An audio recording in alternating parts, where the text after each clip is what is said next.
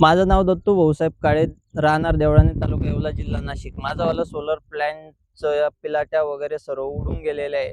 या विहिरीवर कसली लाईटची सोय नसल्यामुळे आम्ही हा सोलर प्लॅन बसवला होता. त्यामुळे आता आम्हाला कोणती प्रकारची पाणी विहिरीतून काढता येणार नाही, जेणेकरून जनावरांना पण पाणी नाही देता येणार. घरातलं पाणी पण सर्व बंद झालेलं आहे. त्यामुळे सरकारने त्वरित याची दखल घेऊन त्वरित पंचनामे करून आम्हाला नुकसान भरपाई द्यावी, अशी सरकारकडे आमची मागणी.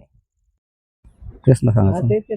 गोरख पर्वत काळे, राहणार देवळाणे, तालुका येवला येथील आम्ही राहणारे.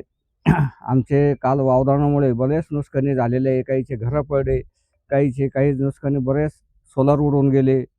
अशी भरपूर नुकसानी होऊन आमचे पंचनामे करावा सरकारने, अशी आमची विनंती.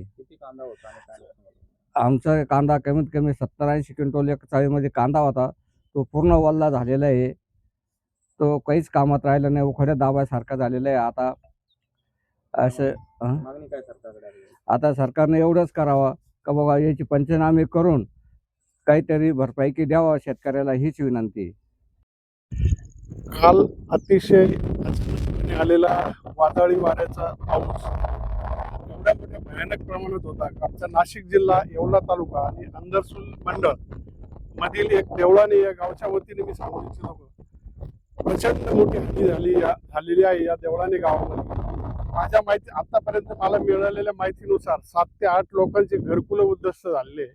त्याच्यानंतर 5-6 लोकांचे सोलर प्लॅन्ट पूर्णपणे उद्ध्वस्त झाले आणि 70 ते 80% शेतकऱ्यांच्या कांद्या चाळीमध्ये पूर्णतः भिजलेल्या परिस्थिती आहे. काही पोल्ट्री चाळींचं नुकसान झालंय आणि 100, 150, 200 विविध प्रकारचे झाडं उन्मळून खाली कोसळलेले.